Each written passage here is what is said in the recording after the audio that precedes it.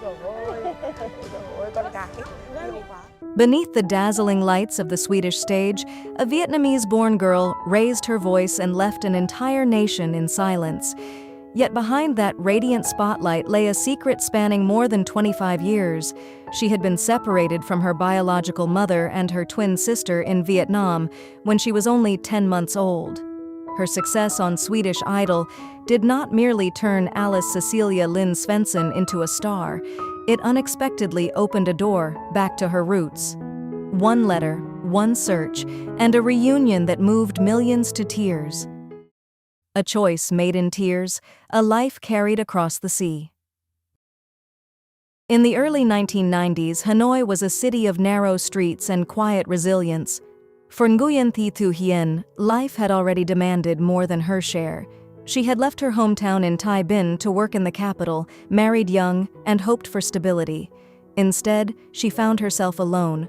When her marriage ended and her husband disappeared, she was barely 20 years old, jobless, without a home, and carrying 2 newborn daughters in her arms. On July 11, 1991, twin girls were born. They were named Nguyen Thi Huai Lin and Nguyen Thi Huong Lin. 2 lives identical in blood, but soon destined for very different paths. The months that followed were relentless. The house leaked when it rained. The bed was eaten away by termites. Diapers were scarce. Food was uncertain. Hyen tried to be strong, but reality pressed in from every direction. With no support and no income, she faced an unthinkable choice, one that no mother should ever have to make. After weeks of sleepless nights and quiet tears, she decided to give one child up for adoption. Not because she loved her less, but because she loved both too much to let all 3 lives collapse together. She chose Huong Lin, believing the healthier child might have a better chance. She memorized every detail, especially a dark birthmark on her daughter's back, clinging to the fragile hope that one day, somehow, recognition would be possible. At just 10 months old, Huong Lin left Vietnam. She crossed oceans and seasons, carried into a new life by a Swedish family who named her Alice Cecilia Lynn Svensson. In Hedesunda, Sweden, Alice grew up wrapped in warmth. She had parents who told her, gently and honestly, that she was adopted. They spoke of Vietnam with respect and curiosity, never hiding her origins, never letting them feel like a secret.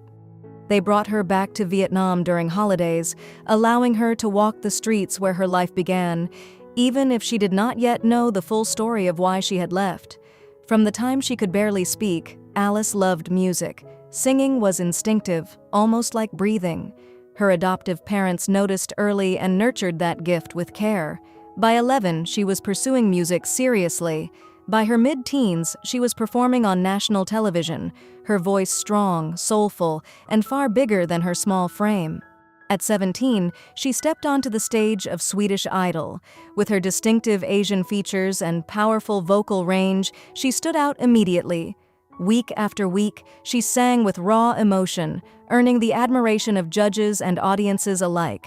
When she reached the finale in December 2008 and claimed the runner-up position, Alice had already won something deeper than a title.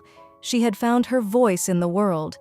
What she didn't know was that thousands of kilometers away, that voice had reached a mother who had never stopped listening in her heart.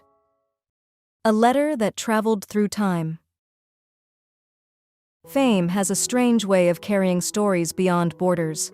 In early 2008, a Vietnamese newspaper published an article about a young woman of Vietnamese origin rising to fame on Swedish Idol. When Nguyen Thi Thu Hien saw the headline, she paused. When she saw the photos, her hands began to shake. The young woman in the paper looked just like Huai Lin. The resemblance was unmistakable. The same eyes, the same face, the same presence. Hyen read every word, her heart pounding harder with each line. Born in Vietnam, adopted, living in Sweden, the dates aligned. The feeling was overwhelming. After 17 years of wondering, she believed she had found the daughter she had been forced to give away. She cried, not only from joy, but from the resurfacing of a pain she had never truly buried. For years, she had tried to search. Relatives studying abroad had been asked to help. Doors were knocked on. Questions were whispered. Nothing had come of it. And now, suddenly, her daughter was on television singing to millions. Hyen sat down and wrote a letter. Then another page, and another, 7 pages in total, filled with memories, explanations, apologies, and love that had been waiting decades to be spoken. She wrote to Alice, she wrote to the Svenssons. She told them about the leaking roof, the sleepless nights, the decision that shattered her heart. She thanked them for saving her daughter's life when she could not. Huailin wrote too. She wrote not as a stranger, but as a sister who had grown up with an absence she could never name. She wrote of longing, of gratitude, of a wish to meet, even for a single hour. Her words were simple, but they carried the weight of a lifetime. Through the help of journalists, the letters finally reached Sweden. When Alice's adoptive mother opened them, she wept. The photograph of the twin sister felt almost unreal, 2 faces mirroring each other across continents. Yet timing mattered. Alice was still young, still building a career, still finding her footing in a life that suddenly felt more complex. Her parents responded with kindness, but asked for patience. For Alice, the news stirred emotions she struggled to define. Over the years, many women had claimed to be her biological mother. She had learned to be cautious, even dismissive. But this time was different. The letters felt true. The resemblance was undeniable. Something deep within her recognized the connection before her mind could fully process it. Still, reconnecting was not simple. Cultures were different. Lives were vastly unequal. Alice had grown up with stability and opportunity. Her sister had not. And yet, beneath all of that, there was blood, history, and a shared beginning that could not be erased. Years passed. Messages were exchanged carefully, slowly. Curiosity grew into readiness, and then, in 2016, Alice made a decision that would change everything. She returned to Vietnam, not as a performer, not as a celebrity, but as a daughter and a sister, ready to meet the part of herself that had been waiting all along. When time finally let go. The moment Alice stepped into the room where her biological mother waited, time seemed to falter. Nguyen Thi Thu Hien stood there, holding back tears that had lived in her chest for 25 years. The baby she once held for the last time was now a woman, taller, confident, radiant. And yet, in that instant, Hyen did not see fame or distance. She saw her child. They embraced, and the space between decades disappeared. For Hyen, the reunion was layered with emotion, joy, relief, and a quiet fear that Alice might not understand the choice that had defined her life. But Alice did understand. She listened without judgment. She spoke without resentment. She saw not abandonment, but sacrifice.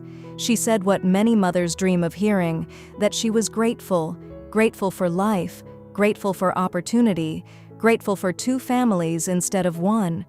Then came the meeting with her twin sister. Huailin broke down the moment she saw Alice. The resemblance was overwhelming, not just in their faces, but in their gestures, their posture, the way they moved their hands. They cried in each other's arms, 2 lives colliding after a lifetime apart. Despite different languages and experiences, they recognized each other instinctively.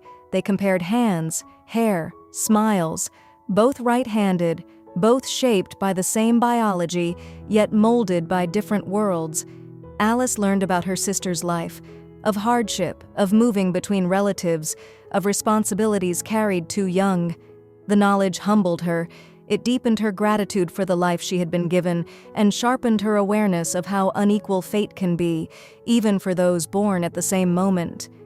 In the quiet aftermath of the reunion, Alice did what she had always done when emotions overflowed. She turned to music. Sitting beside her mother and sister, she sang a song she had just written, letting the words speak where language fell short. Let in some love. A little love won't hurt anyone.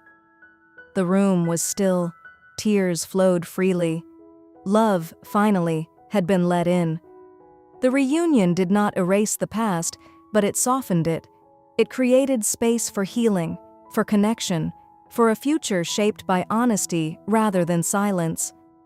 Alice's adoptive parents watched from afar with open hearts, proud that the daughter they raised could now stand whole, carrying every part of her story with grace.